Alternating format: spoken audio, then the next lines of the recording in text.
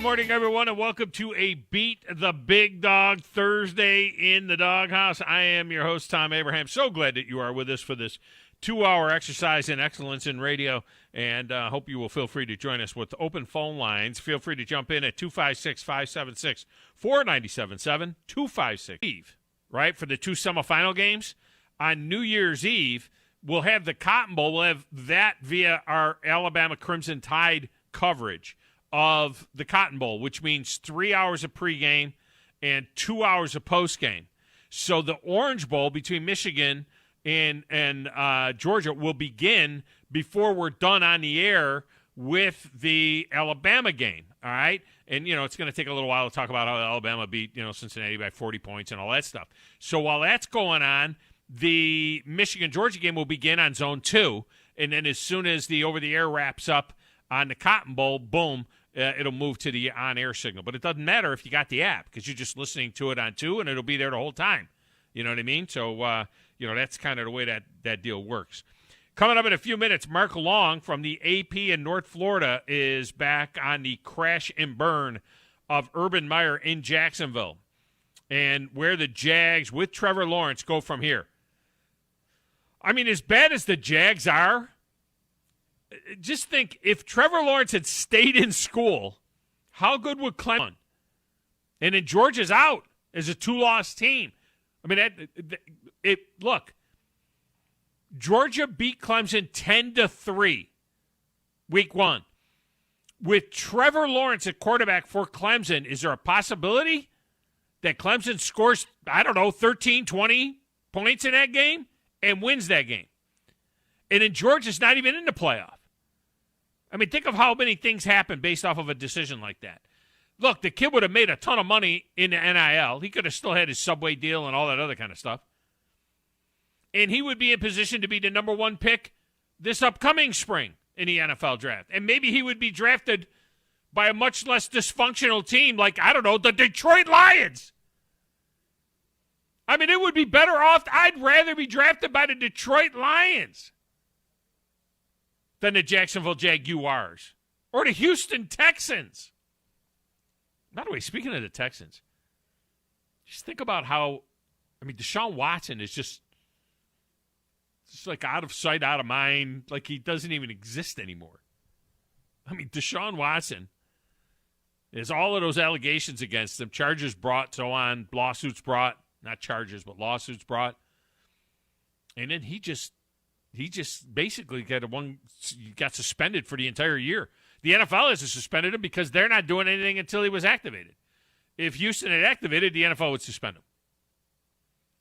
You wonder what will be the future of that dude. Anyway, having said all of that, Trevor Lawrence, I'd rather be drafted by the Lions or the Texans. That would be a better destination than Jacksonville. Herb becomes the first coach since Bobby Petrino to not make it through his first year with the team. But Petrino quit on the Falcons. Remember, he put a little notes in the lockers of the players. I was like, whooping shui. When he went to Arkansas, he quit. It's a totally different deal. He didn't get fired. And Petrino, he was like coach of the year compared to Urban Meyer. Petrino was 3-10 in his 13 games. Meyer 2-11. I got to be brutally honest with you. I can't think of any other coach that was fired before the end of their first season. You guys are better researchers than me.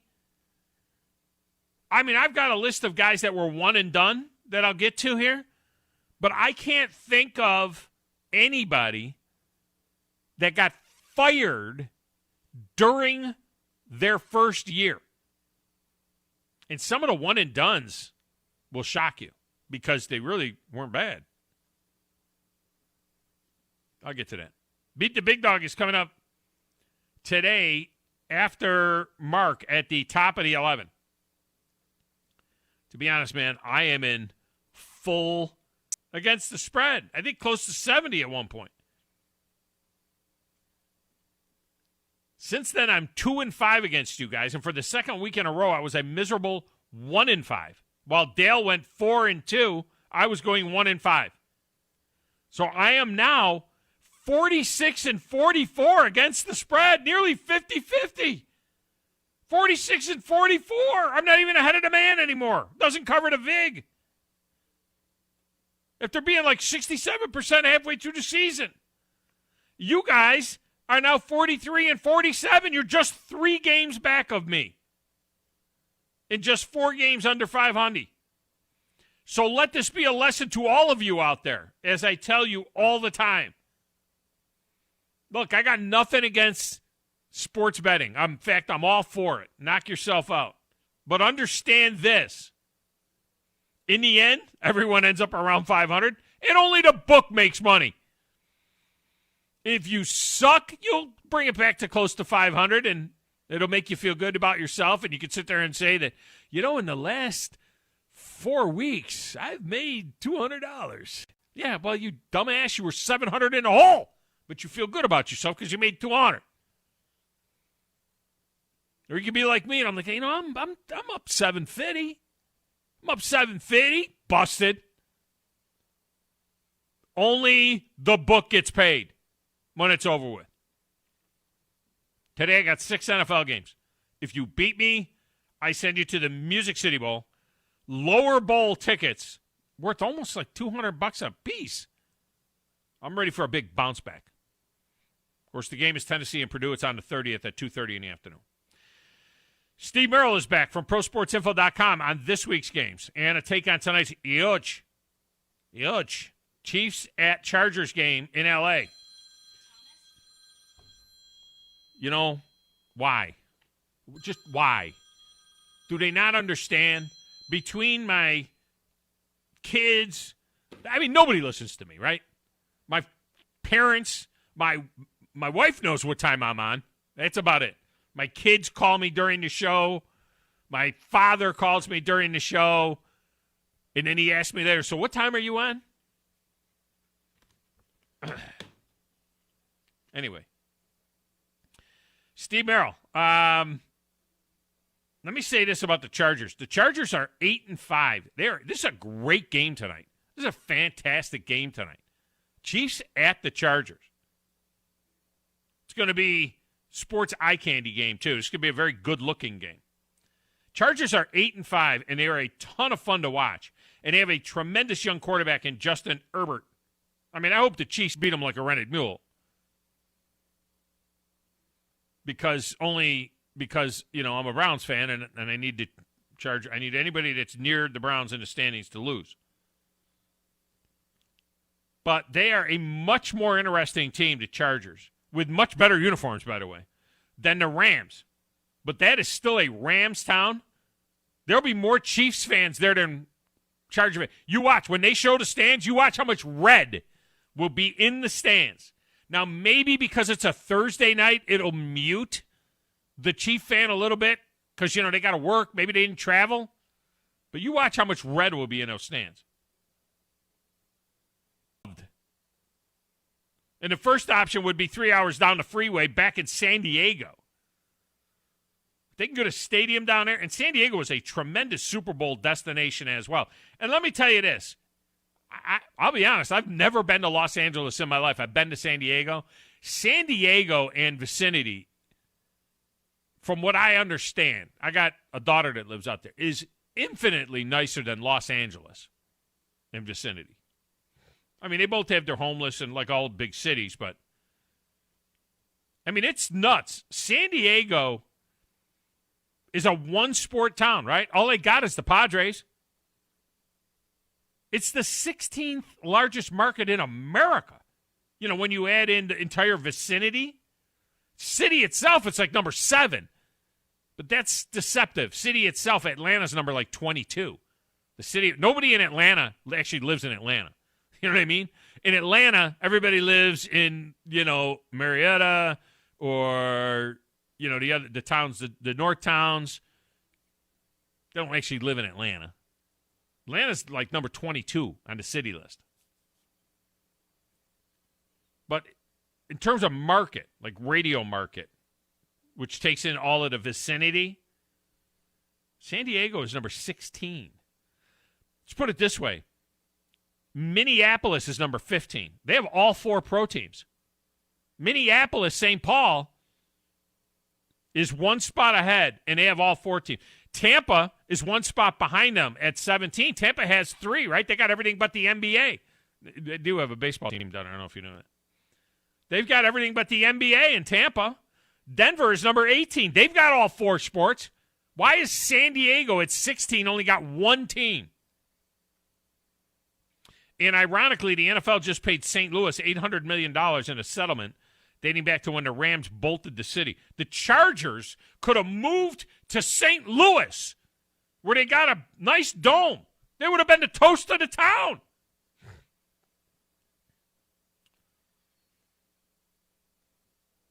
The Travis Hunter to Jacksonville State deal, which I have thoughts on that I'll get to, isn't the only big miss for Florida State involving one of their alumni. Now, Jake Johnson, the son of former Knoll Brad Johnson, he signed with former Knoll head coach Jimbo Fisher at A&M with their number 1 class. And today, Max Johnson, who jumped into the transfer portal from LSU, will announce where he's going. As of the time I started this show, I don't think Max Johnson has said anything yet. I mean, it could happen during the show. But I got to guess that Max Johnson is going to College Station as well. I mean, now it makes sense. Maybe this is why the Zach Calzetta kid left Texas A&M. Maybe he was reading the tea leaves. Is if Max Johnson goes to Texas A&M, he's their starting quarterback. He and brother Jakey have wanted to play together. They said this over and over again. They want to play together. How is Max Johnson not going to Texas A&M? And he'd be formidable. Formidable? Is that a word? Is that the right word? I don't know. He'd be good in College Station. Over there in the little glass room, playing the Platters That Matter and the Stacks of Wax and answering the phones and keeping us on the air and ready to assist you and beat the big dog. And quite honestly, he's also in charge of the crack research team. The crack research team falls under his purview. You know, he is the head of the entire staff, if you will. Let's go, Tris. Who in the blue hell are you? What is your name? It doesn't matter what your name is. I'm the producer of this show. If I didn't step up, you're nowhere. I put this thing together out of spit and polish. I think this is one of the traits of a really good producer. Keep the talent happy. I'm all jacked up on Mountain Dew. Now, Thom. Hey, Thom. Testosterone high today. Testosterone, whatever the it is. It really doesn't matter what you think. It really doesn't matter what you say. Any of you play sports?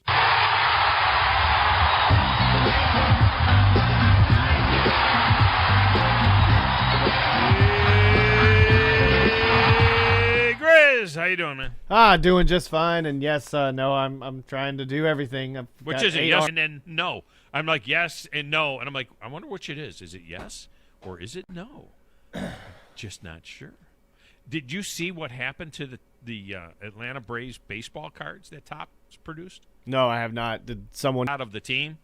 And this is what it says on the back of the card: the Braves are World Series champions for the 4th time in franchise history, the 2nd time since the club moved to Atlanta.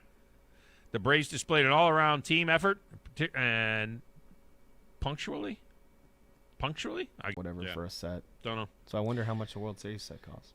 All right, Chris, I got a lot to get into today. We want to get into the Travis Hunter story a little bit more because I want to do a deeper dive on that. Travis Hunter to Jackson State. Noxious college football fans in the country based on a survey of over 2,000 college football fans around the country, and I want to get to that as well. So there's a couple of other things that I want to get into. Plus, we have a Beat the Big Dog today where somebody will probably beat me because I've been getting beaten like a rented mule lately.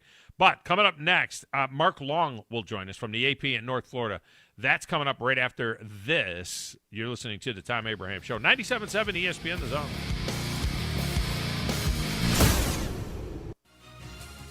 You're listening to the Thom Abraham Show on 97.7 ESPN The Zone. Ann Adams with Berkshire Hathaway Rise Real Estate is the one name to know if you're buying or selling real estate. With years of local experience, Ann Adams offers buyers in-depth knowledge of the local housing market and will narrow available properties down to those you'll be interested in so you can save time when shopping for your new home. If you're ready to sell, Ann offers a seamless process using accurate pricing and expert negotiation skills to make sure you get a fair price for your home. Call Ann Adams today at 256-337-2625 or log on bhhsriserealestate.com. Everybody knows the fun begins when you get to the end zone, where you can enjoy half-price apps every Wednesday, Thursday, and Friday, half-price burgers every Tuesday, plus late-night pizza specials and a spectacular menu that includes jumbo wings, half-pound burgers, Tex-Mex, and an incredible selection of craft beer, and plenty of big-screen TVs. It's all happening at the end zone, 1851 University Drive, 2030 Cecil Ashburn at Jones Valley Station, and coming in early 2022, Mid-City End Zone at 1115 McMurtry next to the Target Shopping Center. TOC Sports has been there for you. Now, you're probably asking yourself, what does that mean? It means for more than 20 years, Alabama's largest orthopedic group has been there providing coverage and care to more schools and student athletes in the Tennessee Valley than any other group. It means whether you are the star football player, the all-region volleyball ace, or someone who hurt their knee in a weekend pickup basketball game, TOC Sports physicians are proud to have the opportunity to care for all your orthopedic needs. It means for parents, coaches, athletes, desk jockeys, or even weekend warriors, TOC Sports physicians continue to meet and exceed the orthopedic and sports medicine needs of our community. But most importantly, during these challenging times, we're here for you now and will continue to be here. So as long as there are players on the field, games to be played, and contests to be won, the orthopedic specialists from TOC Sports will be ready to help. We don't know what the future holds, but you can count on the TOC Sports team to stay committed to you so you can stay in the game. Call 256-539-2728 today and ask to see a TOC Sports physician. Check them out online, also Facebook, Twitter, and Instagram. This is Wes Neighbors talking to Chris Haygood of Bob Wallace Appliance. Chris, what sets you apart from other appliance dealerships? Wes, these appliances are going into the most used room in your house, your kitchen. The way we have these appliances displayed, it's easy for you to visualize how they'll look in your home. Wes, what sets us apart is the people. They're well trained. In fact, they live and breathe these appliances. And if you need service, you'll really appreciate our parts department. Contact Bob Wallace Appliance at 256-533-2121. What can you expect when you shop for a firearm at Bullet & Barrel? Expect great prices. We specialize in quality over quantity. Expect great service. Our professional sales staff is never pushy. We won't talk you into something that doesn't fit your needs. You have the right to make a smart, informed decision. Expect Bullet & Barrel, Alabama's only 5-star indoor shooting range, to support you after the sale. Bullet & Barrel, 3252 Lehman Ferry Road. Like or follow us on Facebook. Come see us soon. Are you in the market for a recreational vehicle? Do you want to get out and see more of this beautiful country? Well, imagine hearing the laughter of your little ones enjoying gooey s'mores by a cozy campfire and making lasting memories with your friends and family from the comfort of a new camper. We can make your dreams come true at Hall's RV. With over 15 years in the camping business, we know how to get our customers into the perfect camper. We have several models and floor plans here for you to choose from, both new and used. We're family owned and operated with fantastic deals and great service. Everyone wants to work with people they can trust, so come on down to Hall's RV and get the deal of a lifetime. We'll treat you right and get you on the road in the camper of your dreams. Visit us on Highway 431 in Albertville. Hall's RVs, where we sell fun. Or see us on the web at www.hallsrvsales.com. From the Fox 54 Weather Center, I'm Chief Meteorologist Jordan Dressman. More cloud cover this afternoon across North Alabama, southern Middle Tennessee, but temperatures should still climb into the upper 60s and lower 70s. A couple of isolated showers are going to be possible across northwest Alabama as we head into the later part of the afternoon and then early into the evening. The vast majority of us are going to stay dry. We're also going to be warm as we head into the overnight, temperatures only dropping into the mid and upper 50s. A couple of isolated, widely scattered showers are going to be possible on Friday. Otherwise, once again, temperatures climbing into the upper 60s and lower 70s. I'm Chief Meteorologist Jordan Dressman on your home for ESPN Radio 97.7 ESPN The Zone. This is Eli Gold, voice of the Alabama Crimson Tide. Now more of the Thom Abraham Show on your home for Crimson Tide Sports 97.7 ESPN The Zone. Roll Tide.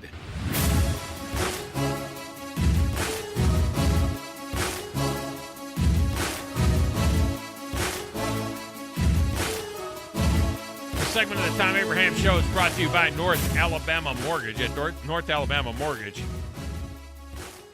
well, they know exactly what they need to do to put you in the perfect loan for your refinance or your new purchase, whether it's in Florida or Alabama or Tennessee. North Alabama Mortgage has you covered with conventional VA, FHA, and USDA loans. Cash-out refinances are available for home renovations, college expenses, wedding expenses, whatever those expenses are that you have coming up. They can take care of that, and their success comes from treating clients like family and putting them in the best loan possible. That's what Brian Hammaker and his crew do. I know this firsthand, so I highly recommend North Alabama Mortgage. All right, how about North Florida? Let's go down there with the AP's Mark Long. He joins us on the Neighbors Wealth Management Hotline. Mark, welcome back to the show. How are you?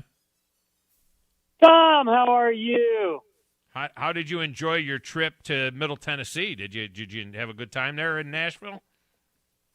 I did. It was, interesting. The game was something to behold as well, but a little colder than I was hoping.